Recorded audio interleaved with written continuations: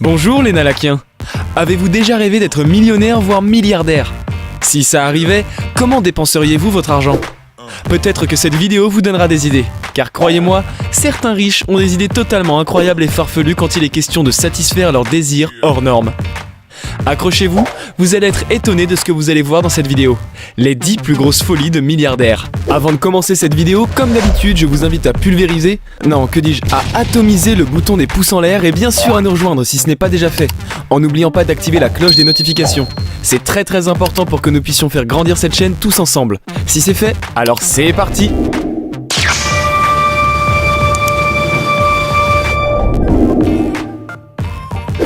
Numéro 1.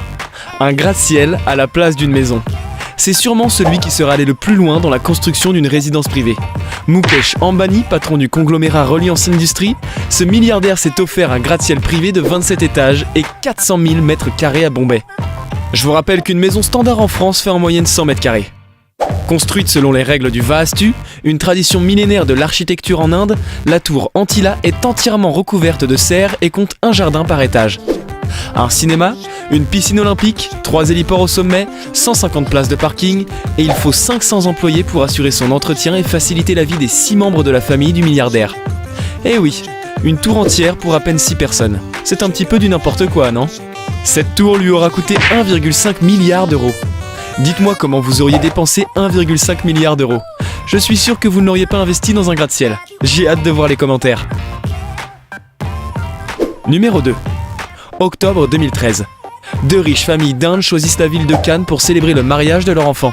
Kunal Grover et Riya Dubash. Rien n'est trop beau ni trop cher pour que les festivités restent à jamais dans les mémoires. La famille réquisitionne les 604 chambres et les 91 suites du Carlton et du Marriott pour ses invités de marque.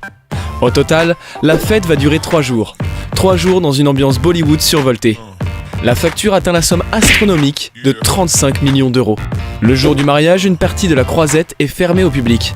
2 places du boulevard sont privatisées pendant tout un week-end, ainsi qu'une quarantaine de places de parking. Seul caprice du couple gentiment rejeté par la mairie, faire venir 2 éléphants pour organiser une parade face à la mer. La cité des festivals s'en souviendra. Numéro 3. Furieux que le passage des trains nuise à sa tranquillité, un milliardaire moscovite installé à Beaulieu-sur-Mer propose à la commune de détourner la voie ferrée Nice-Toulon-Marseille en mai 2008, quitte à débourser personnellement 100 millions d'euros pour régler les travaux. Bien sûr, Réseau Ferré de France, RFF, décline l'extravagante proposition du mania russe. Qui sait combien d'années de travaux auraient été nécessaires pour répondre aux caprices d'un seul homme? Franchement, détourner une ligne de train pour une seule personne, c'est un peu excessif, vous ne trouvez pas? Numéro 4. Un Boeing pour les chevaux. Le cheikh Mohamed Al Maktoum, émir de Dubaï, est à la tête d'une écurie de 300 pur sang. L'émir utilise un Boeing 747 pour envoyer ses précieux chevaux passer l'été dans les prairies anglaises. Rien que du très normal pour l'émir, qui a acheté en 2007 un cheval pour 33 millions d'euros. Mais imaginez la scène, des chevaux dans un Boeing, et sûrement en première classe. L'embarcation devait être très drôle. Dans tous les cas, il doit vraiment les aimer, ces chevaux. Numéro 5. Un concours de champagne pour 1,2 million d'euros. Les milliardaires ne se défient plus à l'épée. Le milliardaire pakistanais Javed Fiyaz et un confrère malaisien se sont affrontés à Saint-Tropez dans un concours de champagne. En une soirée, 300 bouteilles de Crystal Roderer ont été sabrées. Facture, 900 000 euros pour le vainqueur, 300 000 pour le perdant. Là encore, je suis sûr que vous auriez trouvé de meilleures idées pour dépenser de telles sommes, n'est-ce pas? Au fait, avant de continuer, vous êtes bien abonné, hein? Vous avez bien laissé un petit pouce en l'air? Bon d'accord, alors on continue. Numéro 6.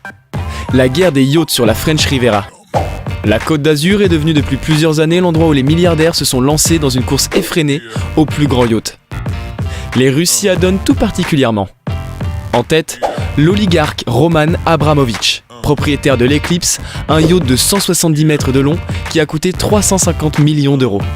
Outre les équipements classiques, le yacht possède un sous-marin miniature et un système de détection de missiles. On n'est jamais trop prudent. Attendez une minute, un détecteur de missiles? Bon allez bref, de toute façon vous savez ce qu'on dit, c'est normal en Russie.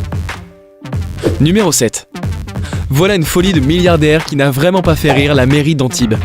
En 2008, Roman Abramovich, richissime patron du club de Chelsea, engage des travaux afin de construire un ponton de 22 mètres entre son yacht et la berge de son domaine de la Croé. Il ne faudrait pas qu'il mouille ses pieds délicats. Averti de la présence de plongeurs et de pelleteuses, le maire entre dans une colère noire et suspend les travaux pour préserver l'écosystème. Pourtant, le préfet a accordé son feu vert à la construction quelques jours avant. La ville d'Antibes finit par imposer sa voix. Personne ne peut engager de telles constructions sur le domaine maritime de l'État, pas même la première fortune de Russie. Comme quoi, même avec beaucoup d'argent, on ne fait pas tout ce qu'on veut. Je suis heureux que l'écosystème ait pu être préservé. Numéro 8. Démonter une chapelle pour la remonter à Antibes. C'est encore en Russie, et encore une histoire de mariage. En septembre 2005, le multimilliardaire Andrei Melnichenko épouse la top modèle Alexandra Kotovitch, élue Miss Yougoslavie 2002. Une chapelle de Moscou est carrément démontée pour être remontée dans la villa Altaïr, qui regroupe plusieurs grandes propriétés du Cap d'Antibes. Toute la Côte d'Azur est au courant, d'autant plus qu'un certain Vladimir Poutine fait partie des invités. Côté scène, Whitney Houston, Julio Iglesias et Christina Aguilera assurent le show. Chaque été, les Azuréens peuvent également admirer son yacht futuriste en forme de sous-marin nommé le A. Il en a fait l'acquisition pour la bagatelle de 3 millions de dollars. J'espère que ce mariage ne se finira pas en divorce à l'avenir. Vu les frais engagés, ce serait vraiment dommage. Numéro 9.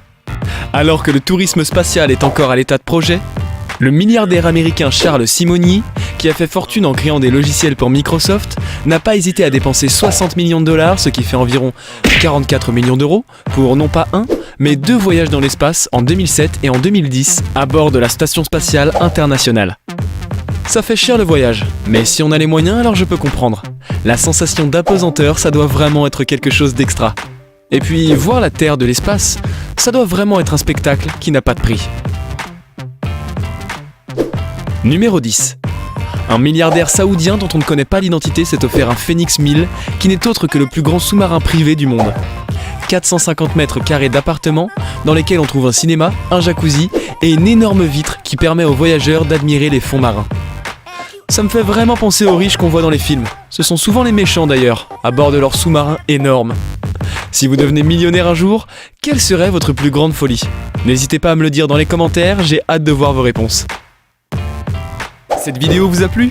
Dans ce cas, n'oubliez pas le petit pouce en l'air et l'abonnement, sans oublier la petite cloche des notifications. Comme je vous l'ai déjà dit avec Nalak, fini l'ennui. Vous aurez toujours des vidéos de qualité à vous mettre sous la dent. Quant à moi, j'ai hâte de vous retrouver dans une future vidéo. À la prochaine. Damn.